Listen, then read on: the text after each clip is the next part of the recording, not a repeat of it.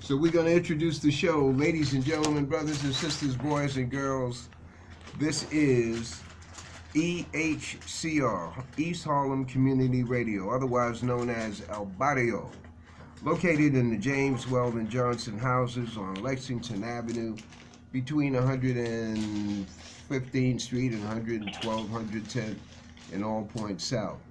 I'm Brother Leroy, and letting you know that this is the Wisdom Table, and this program does not reflect the views, attitudes, whims, deeds, or any other proclivities of the management of the community center, nor that of the management of the complex. However, the program does reflect the research done by the participants in the program who are live and living color in studio and by phone interview, and that's what we have today. Young lady who is a favorite of ours because she gives up information and she's able to relate to home remedies that some of our resident doctors have, and they pretending that they ain't listening, but they right here in the South Carolina house. Hey, I tell you, to get them to get our resident doctor to laugh, to smile, boy, you gotta work, boy. But anyway, it's all one big family, the Wisdom Table. Dr. Velva Boles is here, and let the Wisdom Table inform her of who you are. Esther Hyatt, how are you today? I'm very good, thank you. Okay. Eva Varnum, how are you? I'm looking forward to talking with you. Same here. Edith Jenkins, how are you doing? Esther. I'm doing very well. Yes, good. Shirley Stroud. Okay.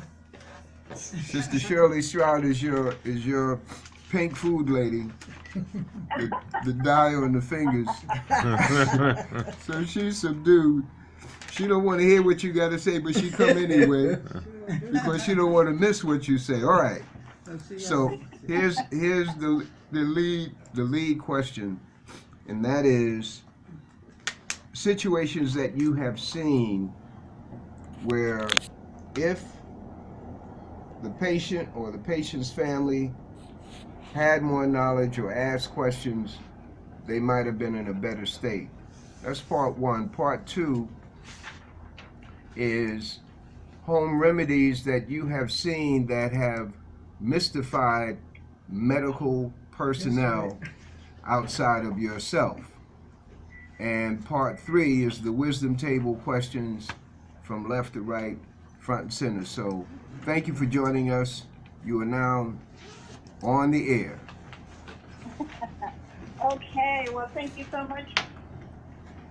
To answer the first part of your question, I have too often seen family members be shy, or worse, they are disinhibited because doctors will scold them or seem too impatient to hear their questions.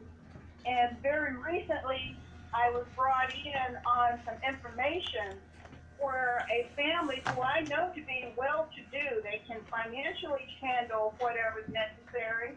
They're quite educated, so they were quite capable, I'm thinking, of asking the right questions. But by them seeing doctors as the authority, they did not question the care that was being given to a loved one. And the net effect is this loved one was put into what's called an extended care facility, but the person did not receive very much care.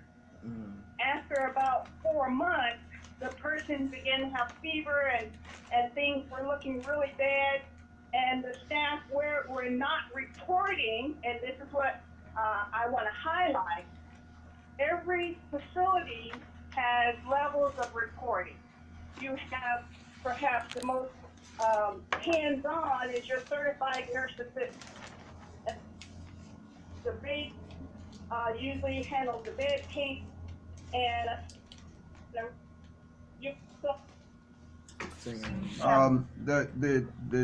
The transmission is going in and out. Okay, let me see if I can get a spot where we don't do that. Is this stronger or? It sounds Don't stronger. know yet. Sounds stronger. It sounds foggy. Okay. Well, just to cut to the chase, in this particular case, the family trusted the judgment and comments or whatever was told to them, and net effect is their loved one developed bed sores.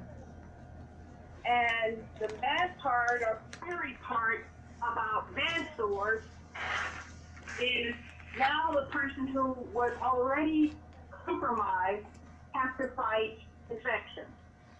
And the person fighting infection has little resistance, and it has progressed now that they even have another condition caused by so much antibiotic use. And the person is hanging on to life now when this was not the state 3 months ago and would not have occurred if the family were more aware of what to ask. And you would say, well, what should the family have done? It's as simply as asking, how often do you turn my loved one? Because when a person cannot move their legs or turn their body, they are supposed to be rotated at a minimum of every half hour. And if they're not rotated, they develop pressure point sores. So a simple question, or just a visitation. If you came in the morning and came back in the afternoon, and that person's in the same position, that should have been a red flag. So there are simple things that we can do. You don't have to be medically trained to realize some things, because if you're sleeping, you'll find yourself waking up and turning over. You don't wake totally up, but you may sometimes have that little needles and pins in your hand because you laid wrong. But you wake up and you move. Well, a person who cannot turn themselves, for whatever reason, they can develop breakdown of the skin, and we call that a decubitus. And in this case, in a 3-month period, their loved one developed a level 3 decube. And what that means is she laid so long in one position that was right at her tailbone that the skin broke, and now there's an infection all the way to the bone. So a simple, very simple, and required, by the way, medical nursing homes actually require that non-ambulatory patients be turned whatever frequency the doctor determines, but every 30 minutes is pretty standard. And if that's not enough, they're supposed to be put on what's called a air bed. So in this case, a well-to-do family with no intent of harm, who would consider themselves to be very attentive to their loved one, has literally put this person's life in jeopardy, because it's questionable if this person has enough immune stamina to heal this sore. And if she doesn't heal it, she's going to have repeated infections, and that's just the beginning of the end. So that's the best example that's most current in my mind when you say that a family member relinquished all decision making to the doctor or the doctor and the staff. So you always have to have your eyes and ears open, and most of us have a good instinct. If something seems wrong, it usually is. So does that address the first part of that question, Leroy? Yes. Any questions at the table? Okay. You mentioned the amount of antibiotics, and you mentioned the ability of the person at their stage to their body to generate a comeback. The presence of too much antibiotics, and this is not even for a pressure sore. This is in general. So parents who have children who have infections, or someone who is fighting an infection in general, you should never, unless you're in a hospital setting, you should never stay on antibiotics longer than a 14-day period. Never. If you're requiring antibiotics consistently for up to 14 days, you should be hospitalized. Because if you continuously take antibiotics, and I know some people have indwelling folds and other kinds of conditions where they're taking antibiotics all the time, you are setting your body up for a condition of a super bacteria that is just terrible to try to get rid of. Wait a minute. And told to the person, I just told you, she now is infected. Oh, Jesus. Wait a minute. You're going in and out again. Need you to Okay. talk about that particular bacteria. I think you mentioned a particular bacteria. Yes. When you take a lot of antibiotics, well, first thing, let me back up. There are good bacteria in your gut, and there's bad bacteria. That may surprise you. The good bacteria, if you watch TV and you walk through a drugstore, they're referring to them as probiotics. They'll tell you, take this pill, it's a good probiotic. If you were old school, because you like to talk about remedies, and this is particularly to my ladies, it used to be that they put you on antibiotics, they told us ladies to eat yogurt. Be sure you have a cup of yogurt a day while you're taking this antibiotic. The reason is yogurt has a good bacteria that can prevent yeast infection. So when you're on antibiotics for a bad infection for a long period of time, you will be killing both the bad and good. And if you kill off all of the good bacteria, the body's immune system gets extremely weak. So in the case that I told you about today, this patient has been on antibiotics for this decubitus so long now that her body has developed has killed off all of her good bacteria, and this bad one called C, which is capital C like Charlie, C period, and the last word is difficile, and it sounds like difficult, and it should be, because C difficile is extremely hard to get out of your body. And this may surprise some of you. The treatment now being advertised is to introduce fecal material into that sick person. You say fecal material. If you think fecal means what you poop, you're absolutely right. They create a poop sample from a healthy person, dilute it with water, and usually it's by enema. They introduce it into the very sick person, hoping that the poop from the healthy person will have enough of the good bacteria that it can help the sick person recover. And tell me if that's not interesting. Wow. No. Okay. So that is a door opener, and you can, if there are questions at the table, y'all just interject your question. Don't worry about Brother Leroy. Remedies, home remedies that have mystified medical doctors, medical personnel, based on your observation, if any. Well, I don't think it mystifies them so much as Brother Leroy as they deny it. One of the remedies that I smile about when I was little, my grandmother would tell any of my brothers or whomever, and she would actually do it, if you had an ugly scar, because the reason I remember my brothers, they were so rambunctious, they usually bumped their head on the corner of a coffee table. Powering off.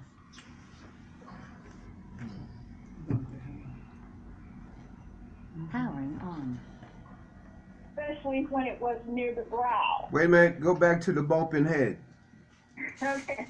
With them being rough and tumble, one of the things that I remember is I have, right now I have 4 brothers, that I had 3 brothers that had the same injury. And it was the corner of a coffee table. They would be playing around, horsing around, one of them would trip and fall, and they would hit their head on the corner of this table. And it would cause this kind of triangular, depressed looking injury. And I can remember my grandmother calling my brothers over, and she would take an onion. Now, it could be the little small onion at the top of the long, what do you call them, the chives. There's an onion bulb at the bottom of chives. And there's a big onion, as we all know, because there's many kinds of onions. But she would take an onion and cut it in half and rub it on that scar. Not the open injury, but this would be several months after it healed, well, probably the first time she'd see him after the injury, several months later, and she'd massage the scar with this onion bulb. And it's just as common as anything that I would see. And 2 or 3 months after that, this scar would become less significant. It would either, if it was a depressed scar, it would come back level to the skin. If it was a very ugly scar, it would just go away. So consequently, I knew as a child that the juices from an onion could remove scars. Well, hold on to your hat. You can now pay $11 for a tube of a cream called Madeira. If you don't believe me, go to CVS. And if you read the ingredients within this scar-removing cream, the number one ingredient is onion bowl. So that remedy that I observed my grandmother doing, I was just methodical. She said, "Come here, baby." And she would be rubbing this bulb of onion on the scar, and no discussion, no nothing. So when modern medicine or westernized medicine discovered, they'll sell you a tube for $11+ dollars, and it is the same thing as rubbing an onion on the surface. So, Yeah. some of the remedies, I mean, I remember if there were an ugly burn, I remember a sister or a relative we used to have the pot-belly stoves in our house when we didn't have central heat. And she was learning to walk, and she actually was crawled up to the stove and stood up and then lost her balance and put both hands against the stove. You can imagine that horrendous situation. So although all the adults reacted quickly because we didn't want her to put her face down, but she had these huge burns on the palms of her hands. And as awful as it sounds, it really is. Well, there was no insurance money. There was no money for doctors. And I watched grandmother and my mother work on this child's hand. My sister now has full use of her hand. And when she was little, it was horrendous. I mean, it was such a horrible, horrible burn on both hands, palm hands. And the first thing grandmother did, some of you may understand, that she topped the fire out of the burn. The child stopped crying and went to sleep. Now, I never learned that technique, but it's supposed to be a healer's ability to psychologically stop pain. And I saw my grandmother do it more than once. But after that, the treatment of the burned tissue was aloe vera, the plant, if you ever have an aloe vera plant, and she would put that on the hand. And then she would literally, what we call now is a surgery, you remove the burnt tissue or the dead tissue. And every day she would treat this child's hand. And I think the last time I looked, my sister had a scar about the size of a dime near to her wrist. And she has no memory, of course, of the injury, but the injury was full palm on both hands. So there was always techniques. The other thing that grandmother would use would be brown flour. She would take just regular, I guess, plain, not self-rising, but plain cooking flour, which is wheat flour, and she'd put it in the pan like she was going to make gravy. And she would brown it. She would move it around until it got to be like a nut brown. And she used brown flour on any burn and diaper rash, believe it or not. A child that had horrendous diaper rash, she did not use talc powder, she did not use cornstarch. She used the brown flour. And diaper rash where the baby would squeal when they urinated because it hurt so bad, she'd take off at the time. And I am talking to the wisdom table, so I don't need to explain, but the listeners may need to know there were no disposable diapers. No. You White use rag. The sack or you use a cloth diaper. So when that child got diaper rash, grandmother's remedy was don't put anything on their bottom. You left them naked bottom, and you put the powder, the brown flour, maybe 2 or 3 times a day. And in about 2 days, that child would no longer be red raw. Because the diaper rash, when it was caused with a cloth diaper, was just horrendous. It was terrible. I hope my wisdom table understands what I'm talking about. Yeah. What's brown flour? That was a remedy for young mothers, a baby that cried all the time. Not bleached. It's not bleached, unbleached. Wait a minute. Doc, the question, the United Nations question here is what is brown flour? Is it browned or brown? Oh, no, it starts out white. How many of you cook biscuits? Unbleached. or bake a cake. If you buy just regular, mom likes to get red band flour. That was the name of it. It's just white wheat, ground wheat flour, which you use to make gravy or biscuits.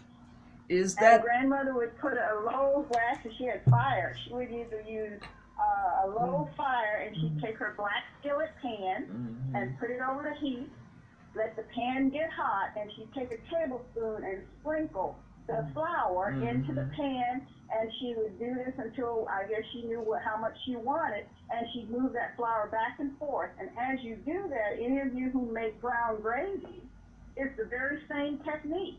You move the flour until you get the color brown you want. Well, instead of adding water or milk or whatever kind of you would proceed to make gravy, she simply took it off the heat and used what she would call parched flour. okay? That's how she called it, parched flour. Is that they call unbleached flour? Well, no, unbleached simply means that it's brown from the natural color of the wheat. Okay. She browned it due to heat. She literally was cooking, as she would say, cooking the raw out of the flour. It's a nice smell. Is anyone there ever make brown gravy? I have some good cooks in the room. Yeah. If you're making brown gravy from scratch, you start with white flour. Yeah, with and white you brown flour. it. And you have to be careful. You can't burn it. And if you don't brown it enough, the gravy will have no taste. If you've ever had gravy that was just pasty, had no flavor, No flavor, whoever made flat. that gravy did not know how to brown, or as grandmother would say, toast the flour. Right. But she would use toasted or browned, not brown flour like you buy at a store, I mean cooked.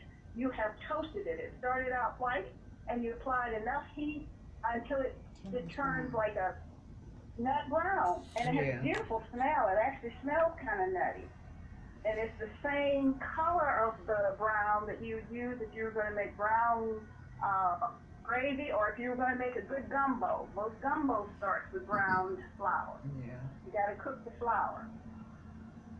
But anyway, it draws moisture. It would pull the moisture out of the area. So if you had burns like from hot oil or blister burn and the blister broke, you would put that brown flour on, and it draws the moisture up and it protects that surface. So I had seen her treat a number of burns. I just remember my sisters, because being a little girl, I was all up in her lap looking at what she was doing. But she would put the browned flour on any kind of open, seeping burn surface. Okay. Yeah. What was that talk the fire out? Yeah. Yeah, I missed that. What's your question? Dr. Boles, you mentioned something about your grandmother would talk the fire out of the burn. Can you elaborate on that? Well, this is kind of spiritual stuff. I don't know if there are those who say, I don't make any sense. In Western medicine, we say, oh, they hypnotize the person or whatever, but I watched my grandmother actually console animals and children, as well as adults, who were in severe pain.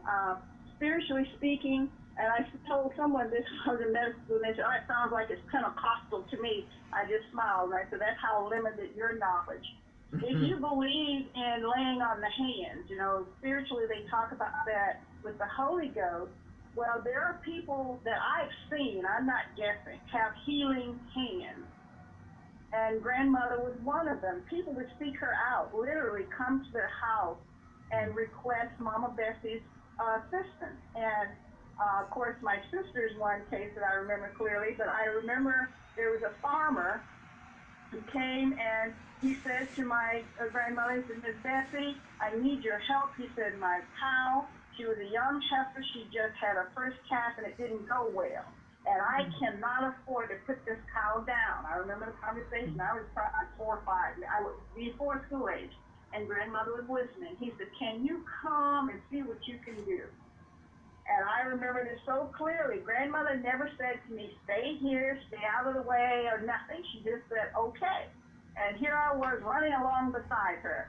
Now, I don't know if any of you have much experience with farming, but an animal as big as a cow, when it has mastitis, and I think that's the condition, I'm guessing, of course, grandmother never gave it a name, cows have a lot of force. They can be half a ton in weight. And if they come after you, they crush you. And the reason the man came to my grandmother is he would have to shoot that cow, for protection of his family or whatever, because he couldn't handle it. The cow had a calf, it didn't go well, and the calf died or whatever, and she had this huge udder that was infected. And I remember when he explained all this to grandmother, and grandmother said yes. She started walking, and I was running to keep up with her. She was a petite lady, like 5'1", maybe 130 pounds, maybe 125. She was small. And I was rushing to keep up with Mom Bessie because she was taking these steps. So we got to this pasture, and we could see in the distance a beautiful black and white cow. And the cow was in misery. It was kind of mooing and rocking from side to side. It was just moo, moo. And grandmother, when we saw the cow, started to whisper under her breath. She was saying something like, like she was singing, but she wasn't. It's like she was even calling a name, but she repeated it over and over. And as she kept saying, she would walk closer to the cow. Well, as we got closer, the cow had its head low, and she was rocking, and she was mooing, and the grandmother kept saying it. I'm right with her. She didn't try to protect me. She didn't put me behind her. She had such confidence. And I think of it now, she walked right up to that cow, placed her hand on the flat part of the cow's face. The cow was black and white, and her hand was on right above the nose and right between the eyes. And when she put her hand on that cow, and she kept making that little singing sound, she turned around, turned her back on the cow, and started walking away. And that cow followed us from that pasture all the way back to grandmother's barn. She had cows, and we had like 4 or 5 stalls inside of a barn. And she walked that cow into one of the stalls and put down the little gate and never said a word, not another word.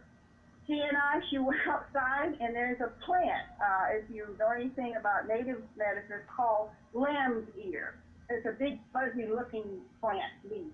And I remember she pinched some lamb's ear, and she got several other things, some rose hips, and she went back in the house, put them in what we call a wash basin, and took boiled water on the stove. She had a tea kettle, and she poured water over these herbs, and she kind of stirred them around with a wooden spoon until it got cool enough. And then she didn't fish any of the herbs out. She walked back out to the stall, and I'm right on her heels. She didn't seem to care where I was. It wasn't that she thought I was in danger. I look at that now, so that was her confidence. She walked back up to the cow, got her milking stool and sat down, and took this wash basin and very slowly lifted it underneath the cow's udder until the tips were in the solution, and she just swung the pan back and forth, back and forth, back and forth. And after she did that, she would slowly try to squeeze on the tip, but nothing would come out, and she got it up. Powering off. Powering on. Time. Doc, go back to the back and forth. She would lift the pan that had the solution such that it would let the tip hang down into the solution. And she would just swing the pan such that she was massaging. And she did that, and after that she tried to milk the cow, but nothing would come out. So she stopped, she discarded that, and I don't know, as a child, I don't know what time was like, but she did that several times, and on the final time that we did it, she started to milk the tit, and the stuff started to come out. It was, thick white chunks, and then it was green-looking water. The cow never made a sound, didn't try to kick us or nothing. And after she got the first time she could milk it, and she discarded it, she repeated the bath and did it again. And on, I guess, probably if I'm a child counting, I'd say we went out to the stall 6 or 8 times. And on the last time, I could tell the udder was getting shorter. Because by my being little, when I looked under the cow, I couldn't see past the udder because I was little and the udder was so big. And at the end point, when grandmother had treated it 8 times, I could see past the udder. So otherwise, the udder was getting smaller. And the following day, the man came back and she told him, milk the cow twice a day, but take the milk away. Don't feed it to your hogs. Don't feed it. Just take it and dump it. And by the 3rd day, it'll be okay to milk it, but don't give it to a baby. Don't consume it. and give her 7 days and she'll be okay. And the man was so grateful and excited, and he walked his cow back. So people can say hypnosis or whatever. I call it healing hands. Because grandmother was not a veterinarian. She didn't do anything but treat it with herbs and her touching. But my biggest memory, when I remember back saying, wow, what power, is how that cow followed us. She didn't put a halter on the cow. She didn't call the cow by name. All she did is put her hand on that cow's face for maybe, 30 seconds, and the cow followed her. So I've seen some things that I am a believer with putting hands on power, whether it's healing hands, because she could do it with people and she could do it with animals. And the big thing a lot of people would come to her for was, like I said, talking fire out of burns. Because I know a fellow had been in a house fire, and he didn't have any insurance money, and he was in agony. I was too young, they didn't let me know the detail, but it looked like he had injury on the side of his face and his ear and shoulders, and they brought him to grandmother. And I remember her treating him, and before he left, he was singing. I mean, they had started my grandmother had people come over from church to do choir because she played piano, and the same fellow they brought in excruciating pain before they left was singing as part of the choir. So whatever she did must work. So I had seen that. That was just my growing up information. I know people have power of healing and power of she would say talk fire out of burns. That was her that she did. She had healing hands. Question on the wisdom, from the wisdom table. So as I was saying, she had healing hand. Yes, yes. And it was just widely known. I mean, people came to her. She never charged any money. Her income was, she had 3 cows. She had a Guernsey and a Holstein. She knew them by name. And she could tell you the quality of the butter. She could tell you the quality of the cream. And she didn't mix her milk. If she did a Holstein, she sold it with double cream from that one. So I remember she was quite an organized person. So she sold milk and cream, and then she had chicken. And she had the Rhode Island Red. She had some kind of a Dominica, she called it. And we had one Banty hen. And the Banty hen was there to keep everything in place. The Banty hen was just a busybody. I understand when they say she's an old biddy. Yeah. I used to see that old biddy. It took care of business. So that was the kind of farm life. And our today young people don't have hands-on, don't get a. They don't have anything. We need that now.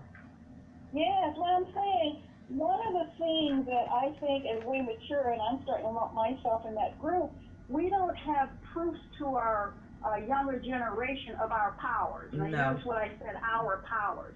I think the wisdom table is a good example that this is a powerful source, that what you have lived through and what you can see and say that's just like X, Y, or Z, that kind of wisdom is powerful, and our young people are not getting benefit of it. They are too quick to disregard us. If I don't know how to program a smart TV, or if I don't know how to do something on Instagram, they'll find that funny, and they will relegate a senior citizen as not as smart or slow. Absolutely. But we don't get a chance to show them our superpowers. I mean, my grandmother showed me her superpowers. And here she's been gone many years, and I can still proclaim her. So we need to work harder to make sure our young people don't just mock us.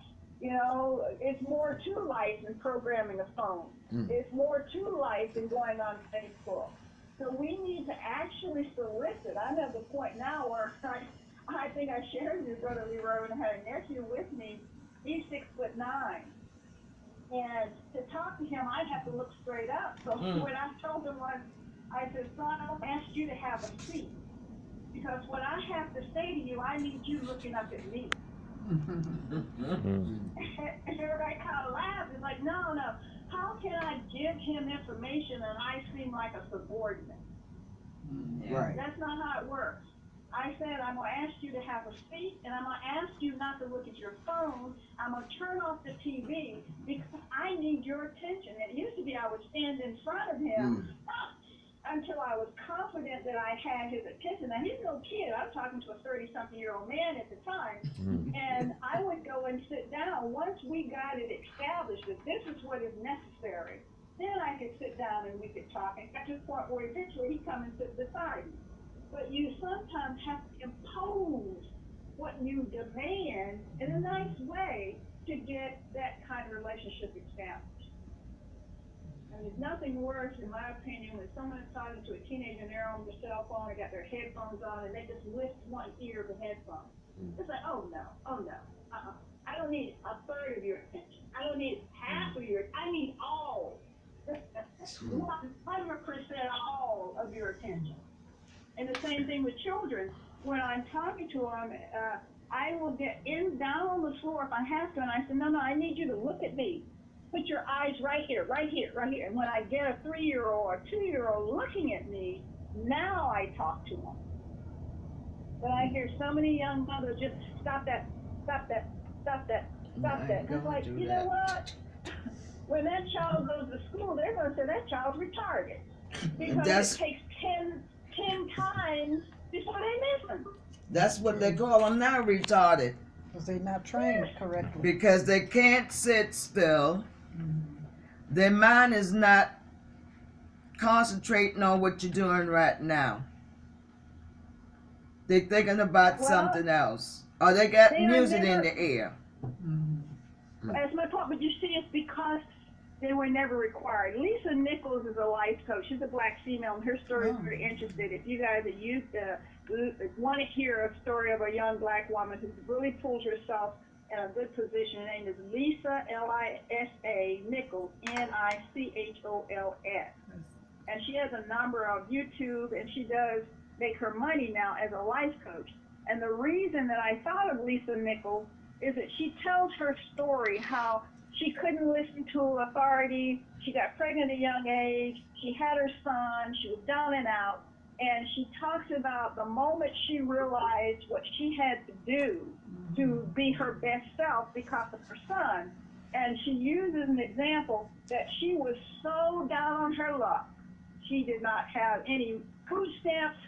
She didn't have any incoming money. She had no WIC formula. And she had to wrap her child in a blanket or a towel for 3 days because he had no Pampers. Well, of course, we older ones know we didn't ever have Pampers, but to a young mother, that was catastrophic. And she said she promised her son she would never allow them to be in that situation again. But in her testimony, she admits how she was resistant to hearing what wisdom older people had for her. And it was in her desperate moment, and all of the things she had heard and ignored or didn't care about was all she had to help her stand back on her feet.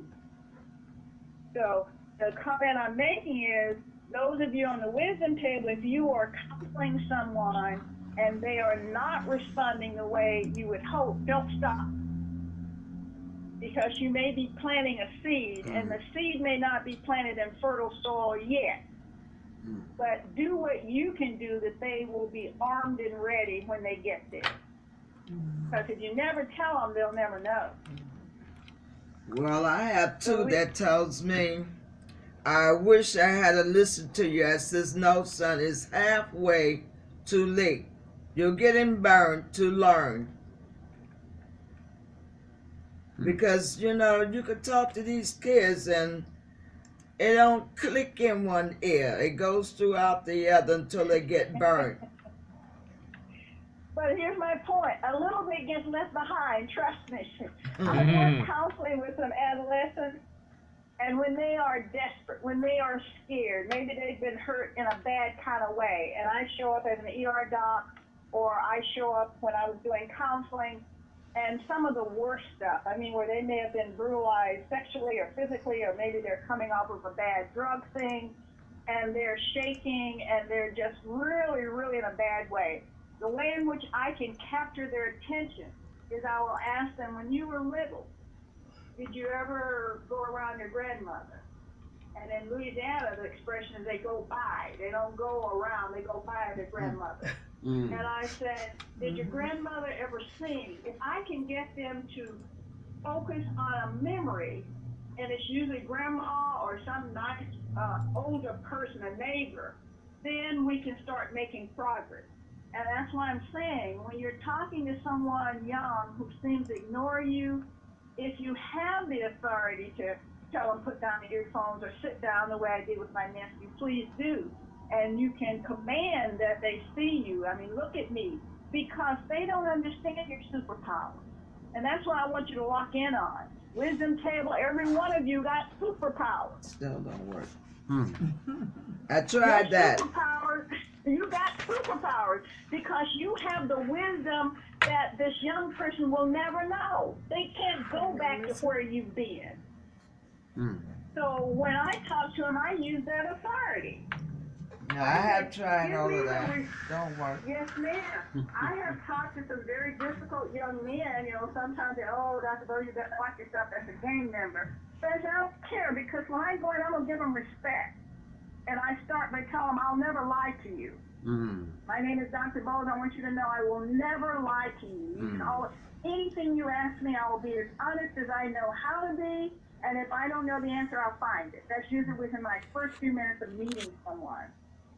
The second part, I make sure they know, I said, I will give you respect, and I expect the same from you. I mean, I've had some young men get lost and start to swear and look up and say, I'm sorry, Doc, I'm sorry. And I bet they haven't apologized for those words since they were about 5 or 6 years old. But it's how you establish a rapport. As Lisa Nichols, I go back to her, she says, you teach people how to treat you. And I said, okay, let me hear that again. She said, you teach people how to treat you. So you consider it. If you got a grandchild or a young person who's disrespectful or want to keep listening and ignoring you, if you want to teach them how to treat you, that's on you. And I always want to teach them how to treat me. I said, when you speak, I will look at you and listen. When you ask me for help, I'm going to weigh very closely what you're asking for. And when I come in and make a request of you, I expect the same. Okay, wisdom table. Questions, comments?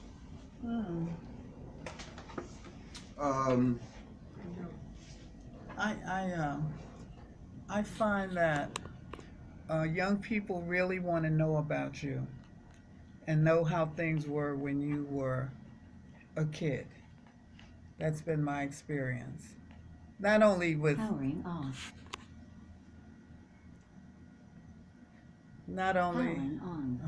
not only with your own child, but oftentimes with other people's Well, they're children. basically curious. I mean, I don't care. There's a curiosity about what used to be, and there's a curiosity about things that if we don't share that, they feel like we shut them off, or they shut us out. They preempt. In other words, if you don't talk to me, I'm not going to talk to you. If you don't explain to me, I'm going to talk about what's every day in my life. So, if you have superpowers, you need to be proud of it. I got superpowers. I'll tell my little 3-year-old grandnephew, I got superpowers. He'll say, what do you mean? I said, I can tell you about before electricity. He'll say, what do you mean before electricity? So you can hook them. You got superpowers. Oh man, it's not can't, it's how to. Yes. In other words, when somebody comes to you and they tell you, I can't heal this patient, I can't. The better question is how to. What can I do? How can I do this? What did you do? Well, the one thing that you can always say, I don't care how pessimistic or even how dire the circumstance, the person who is ill or feeling the pain, my question to them is the same thing that was in the Bible. It says, do you want to be well? If you remember, if you were scholars there, when this man told Christ of how hard it was to get to the pool of water and why he had not done it in 30-some years, Jesus didn't feel sorry for him. He said, do you want to be well? Well, it's the same thing. If you're dealing with someone who's in strife, the first question I ask is, Do you want to be better? Do you want your circumstance better? Mm-hmm. And the next question is, what do you imagine to be the best you can be? So if you can pull them out of their inner self of pity, I don't jump in and say, oh, let me get you some clothes, or you cold, let me get you something to eat. I start with the very person. Because I had someone tell me, you cannot want something for somebody else more than they do. Mm-hmm. It won't work. Mm-hmm. So there are cases where someone tells me I'm good like I am. I will give them space. I may come and visit a day or so later, but I don't crowd them. It is not mandatory that you do what I think is best. In terms of healing, I interviewed this some years ago. The man has a book. His name is Dosey. He's an MD. Anyway, it's on healing and prayer. And the story he tells is that as a intern, he was working with a team that was treating this young man, don't remember the age, young man in the hospital, and they couldn't do anything further with him. He was terminally ill. And subsequently he went home to make his transition. However, a year or two later, the doctors in the hospital, he's still working in the same hospital, and he sees this same person who was terminally ill. And he approached him and said, what happened?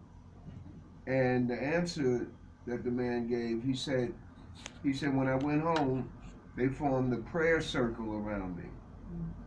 And that's what he attributed to the healing.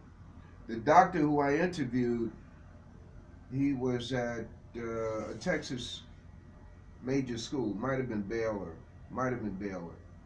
At any rate, the bottom line is that when he went to the resident, right, he's an intern, we went to the man who was over the team, the guy said, yeah, we've seen this kind of thing before, but it's no big thing. This doctor went through the files and began to pull out these strange turnarounds. So I say all that to say this: what have you experienced in that area? What have you heard in that area? Well, I'm 100% on board. I'll open by saying, if you've ever heard the expression, worried yourself sick. Now, biochemically, they have proven that when you are stressed, you secrete various kinds of hormones. And these hormones can cause stomach ulcers, it can cause migraine headaches. When you say, oh, she's just sick in the heart, it can actually cause palpitations. A good example is if you are going to do public speaking and you're nervous, your mouth gets dry, you may have to really go to the bathroom, your palms will sweat. Some people say they got butterflies in their throat and their stomach. All of this has to do with the release of hormones associated with stress. Consequently, excuse me, if you can think yourself sick, the question was asked, can you think yourself well? Okay. But then again, you're saying that what I'm picking up is that the patient,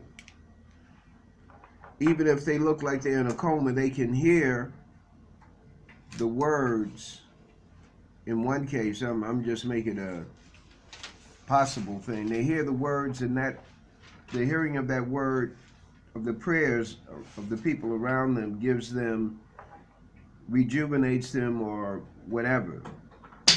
Well, I actually go further. I think there is a spiritual power around us that we can tap into. A good example, and there is a whole study that's going on, it's not just me talking. The analogy they gave, Brother Leroy, is electricity always existed, but we didn't know how to tap into it. But when we had people like Coney and Tesla who saw how to harness the electrons and give us the electric power, now we take that for granted. But just consider, it didn't start happening because we learned how to harness it. It was always there. So when you talk to healing powers, power of prayer, power of healing hands, what they're saying is there is a component. Some people have learned how to harness this external energy. And when you tap into it, it can heal your body, it can heal your mind, and it's as real as electricity.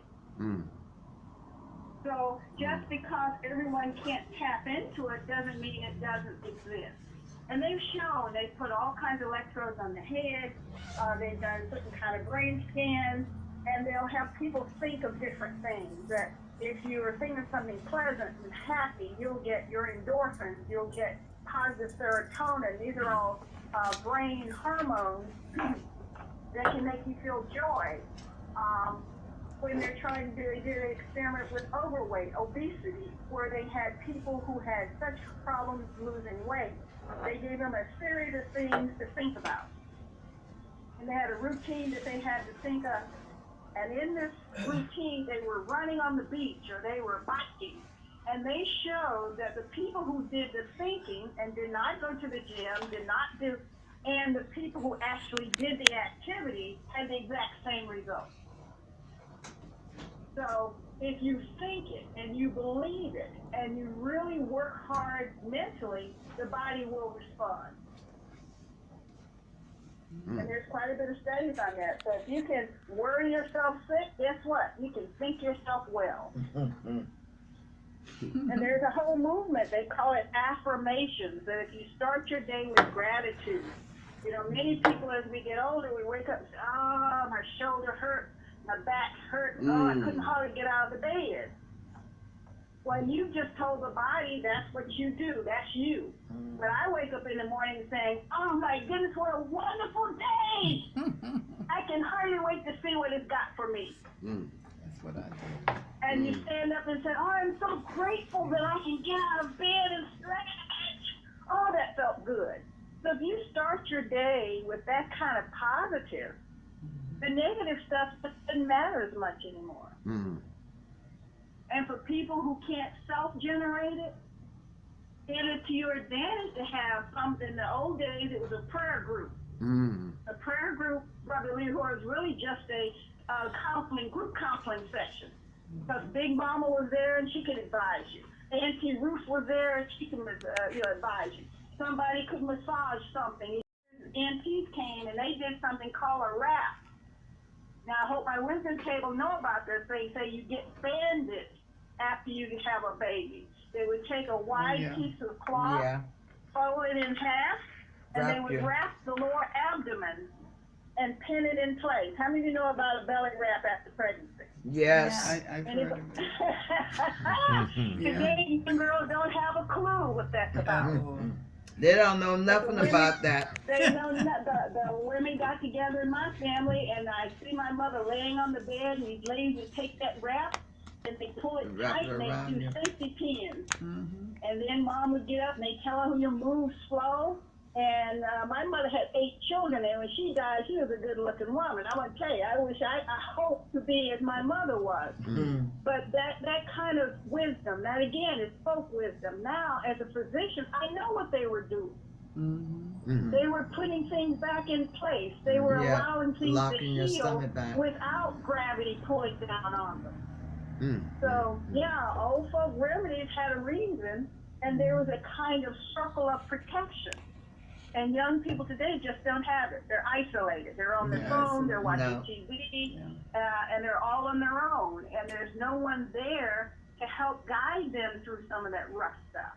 If you try to tell them about it, they look at you like you're crazy. It's true. But I keep insisting you have superpowers. And even if they want to ignore you, please let it. I mean, here's what I say. If I put it out there, they don't take it. My conscience is clear. I have been surprised how many people come back to me and say, Dr. Boles, a year ago, you were telling me blah, blah, blah, and I didn't really listen. What was that about? And they shocked me because their eyes were rolling, lips were smacking, they got up, turned their shoulders to me, but when they came back, they revealed they had heard enough that they came for explanation. So don't ever let someone shut you down. Don't ever let them shut you down. That would be my refrain. Just tell them anyway. Give them your best. Always allow your heart to be satisfied. Yeah.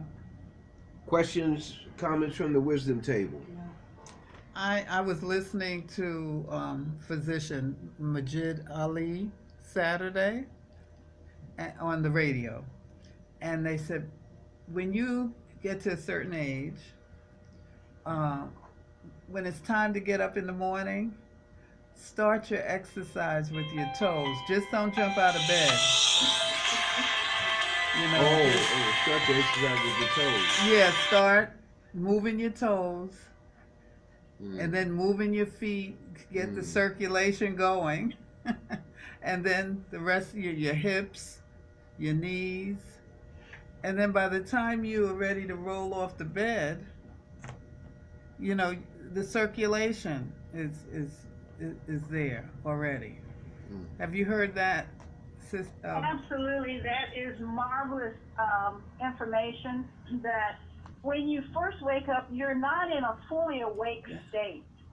The deep sleep, and this will be terms you don't have to remember, is called theta. And when you're in theta, that's when you're really sleeping. Then you come up out of theta into something called delta. And in your delta, this is when most of us have the sensation you got to go and urinate. If I need to pee, you wake up enough to know I got to go to the bathroom. You're still in a delta state, because many of us, when we jump up, if you're going to run to the bathroom, you feel yourself kind of wobbly. Right. You're not really aware, you're foggy, and that's a dangerous time if you're elderly. But what he's telling you is when you're in your delta state, you are aware of your surroundings, but your body is not ready to move. And this may be a shock, but Powering on. Powering on. Go back to this may be a shock. okay. Most heart attacks occur in people over the age of 70 between the time 2:30 a.m. and 5 a.m. And that is a time when many people come up into delta awakening. It's the one that we're talking about. And if they try to make any sudden move or some kind of shifting that's stress, that's when they can end up with a heart attack. So when they were giving you the advice that when you're waking up, and it's your current wake-up time, that you're taking your time to make sure you got good circulation. Move your toes, rotate your feet a little bit, move your legs a little bit, and then slowly sit up. Don't jump up, sit up on the bed, sit there for a minute. You may want to raise your arm. Like I say, I do a nice stretch. I usually do my stretch in a seated position. And once you've done your stretch, then make sure your feet are in your shoes or whatever you do when you stand up. And then stand up and stay by the bedside for a little bit before you take the step. Those are good practices for anybody, not just over 60, because you are declaring to your body, I'm ready to start my day. What I add to that is while I'm moving my ankles and my legs, I'm declaring my joy to be alive. I'm saying, what a marvelous day. What adventure am I going to have? So I do two things. I do the slow movement, and I do the declaration of joy. Declaration of joy. I've had people call me at 8 o'clock. So I'm not waking you up. I said, waking me up? No, I'm going to say, oh my God, how long have you been awake? They don't know that I've already had my declaration of joy. They're not starting my day. Okay.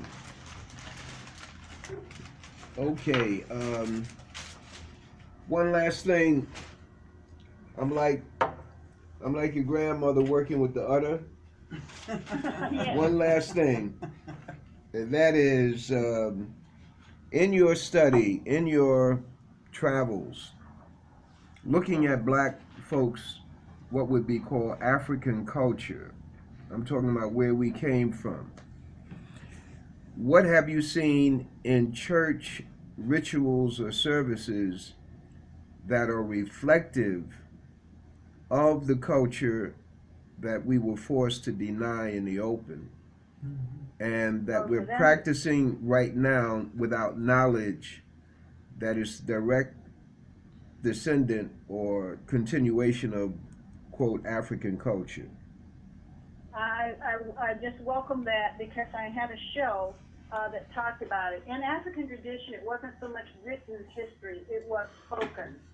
And the griot, G-R-I-O-T, he was the historian for any particular group. You went to consult your griot if you were going to get married, to make sure you were not related. You consulted your griot to find out if there was any kind of disease that went through a family line. So the griot was the historian and in some ways the ambassador between tribal groups, that he could talk to them and so forth. Now, the closest that the Black American slave descendant has is church testimony. At one time, and I've seen this evolution in my lifetime, church used to be the place that you went and you felt family love, you felt unity, you had a chance to stand up and express your joy or ask for help for bereavement. And when you sang the Negro spirituals, it was a way of recounting what kinds of oppression you've had. You know, songs like Nobody Knows, you know, the souls that I share, or The Motherless Child Sure Has It Hard. See, I miss the Negro spiritual. When I hear all the piano and organized music and the acapellas and all this, I'm thinking, no, folks, we need this. Black Americans need that soulful unity. We need to have that collective declaration that I am suffering, but I'm still going to be okay. That you are my brother and I can depend on you. And I'm finding that that is the last bastion, if you will, where you can actually see the cultural expression, testimony, and the sense of loud outcry to a being stronger than yourself. Because everywhere else in our culture, Black Americans have conformed. You know, we're prim and proper, and we wear our suits, and we have our cell phones, and we go into our private abodes and look at TV and shut off the world. That's not how it was in times when we had less money, and perhaps genetically we were closer to our heritage genetics.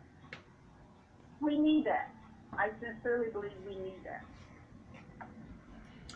To not have it is to miss an element of our power or rejuvenating ability. Well, it stops the brain from healing. Maybe I should put that in there. See, if I am sad and I talk to you, Brother Leroy, and you say to me, Velva, I am so sorry to hear that. And I hope that whatever good can come will be in your way. What you've done is you stimulated something positive in my thinking. You pulled me out of that hard moment. Oh. But if I go to church and I sit beside you and you see I'm sad and you don't say anything, or I'm there and I'm crying and you don't touch my arm or my shoulder, then you're not showing that empathy, that needed. We all need to be touched. In fact, every time you hug someone, your brain secretes a hormone called oxytocin.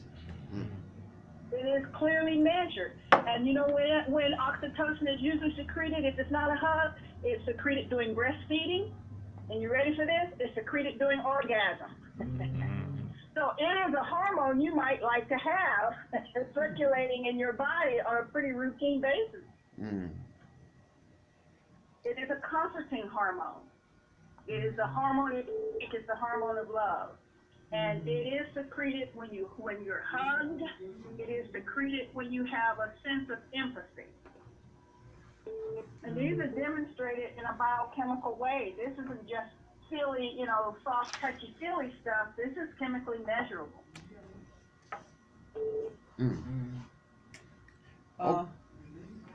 Doctor, what was the first state when you get up in the morning? You said it was feta.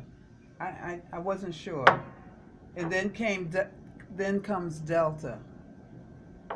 Okay, Delta is a level of brain awareness. See, we can function on Delta. Some people, you ever heard the term of sleepwalking? Mm. That's a person who is in Delta state. They can walk around and not remember a thing. So when you're first waking up, you go from theta, which is a very deep relaxation, to Theta. delta, Theta. where you can be aware. Some people even can respond. You can ask them a question and say, mm-hmm. So are you sleeping? You hear someone say, mm-hmm. They're probably in a delta state. They're not sleep like theta, but they still are not jump up, wake up, or respond to you. So when you're coming out of a deep sleep, you need to do it in a nice, calm way. That the stretching and the moving is intended to allow the body to catch up with the brain. So my method, like it takes anywhere from, I'd say 30 to 60 seconds, where you're moving the foot, the legs, you're taking deep, slow breaths. And the way I bide my time while I'm doing the movement is I have some declarations of joy. I'll say, what a beautiful day. And if it's raining, I'll say, oh, how marvelous. The earth is getting a shower. You always find some positive. And by the time you are more alert, most people start yawning at your lungs, trying to get more air. Many of us will rub our eyes as your eyes trying to get more clarity. Then you sit up. But just to jump out of bed or try to hurry up and do something, that's why I don't use an alarm clock. Because, or if I do, I put it on a soft buzz and I let it go off at least a half hour before I really need it to. Because I hate to jump up. I just refuse to do it. I don't jump out of bed. Me neither. Okay. I agree. That's good. All right, you have. There's a Gap band out of L.A. Their song was "You Dropped the Bomb on Me." So you dropped the bomb on us today, and we appreciate all the time and all the input. And any closing comments, remarks? No, Well, from the table, okay. From the- Well, no, here I'm from just the table. glad to be able to talk with you and learn a little more. And I want to wish you the happy holiday. Thank you so much. I do appreciate that. So my closing, Brother Leroy, is to tell the table you have superpowers. You have I wrote that superpowers. down. If you did not know it, please I'ma go know it. home And and if tell you Liz. have to write it Shirley. down, I want Yeah. you guys to make a list. These are my superpowers and exercise it with authority. Mm-hmm. Beautiful. All right. Can we can I text her something or Yeah. does she have? That, I want to email her something. Tell the table about the book that you have that you published. Oh, Yeah. yes. Salutary Action is the book that I was actually referencing some things with Brother Leroy. Salutary Action, SALUTARY Action. And it is available on Amazon. If you Google the title, it'll bring it up. And it talks about medicine from the perspective of Black people. It talks about how the pharmaceutical companies have really mistreated or made a fortune off of Black people. And I talk about some of the governmental travesties that has been perpetrated against Black people mentally, like sterilization and other things such as that. Well, that I'm so glad you mentioned that because seemingly we talk about that subject every day when we're talking to our friends who are ailing. And I just bumped into a gentleman who owns a restaurant called Londell's in Harlem. And my daughter and I, we hadn't seen him in a long time. And we couldn't recognize him. You know, he had lost weight. Well, first of all, my daughter said, no, that's not Londell. And I said, but it could be. So we called his name and, well, he has taken off about 10 or more years, maybe longer than that. And I said, you know, you look so terrific, you know, we didn't even recognize you, which I think I put it more gently than that. And he said that, well, you know, he had diabetes, and he decided to deal with it, and he emphasizes drinking water and apples, eating apples, and I guess whatever else. But he looks like his skin is better. Everything about him looks good. So we talk about, you know, doctors who have a different way of looking at things, you know, such as you know, you're not so hard fast with the science bit, you know, that we all learn in school. And I certainly would like this book because this would make a very nice holiday gift for, what's our holiday? Kwanzaa. Kwanzaa gift. Kwanzaa. You know, for our people. Yeah. And people who you Kwanzaa. care a lot about. Well, you should care about everyone, but people who are listening and exchanging and sharing these positive ideas with you, you know. So I'm so glad you have this book, Solitary. Pronounce that title. It's like if you salute someone in the military, salute. Yeah. It's salutary action. Salutary And action. what Salutary action. What And does- someone asked me about that title, Yeah. and I told him that saluting someone to me says I respect you. I'm respecting what you do. I respect, you know, whatever trials you've had. So to me, I want to honor and respect. Powering off. Velva Boles. Powering on. To you, you want to honor and respect. Email address. My ancestors, the people who went before, you know, I would not be here if some black woman did not take all of the abuses that was leveled on her and still procreate. I wouldn't be here. She didn't give up. Yeah. She didn't stop. And there's no way I can thank her. She's in my genes, so I have to do action to honor her. Because I'll never meet her until there's a cosmic meeting, but that was my thinking. How do I thank those who gave up so much so I can be here? That's All so right. beautiful. Mm-hmm. Thank you, my sister. May God continue to bless you and your family. Okay, thank you so much. All right. Peace. Take care. Thank you. All right, I will see you next time. Yes, Bye now. it'll be soon. Does she have an email address we can send? Bye now. Oh, wait a minute. What's your email address? My email Yeah, I want Yes. is Z, my first letter of my name, V, then my last name, Boles, the number 1000 at gmail.com. Okay. Thank you. All right. God bless you, sis. All right, until next time. Yes, Okay. ma'am. All Bye-bye. right. That was such a powerful ending. Wow. Mm-hmm. That was a powerful ending. So hopefully, you know.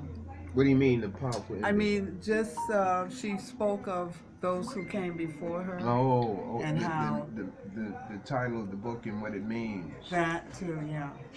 what her intent is. So what I always listen to the first thing people say, and then I listen to everything, but that last thing just got me chills. Yeah, it is. That.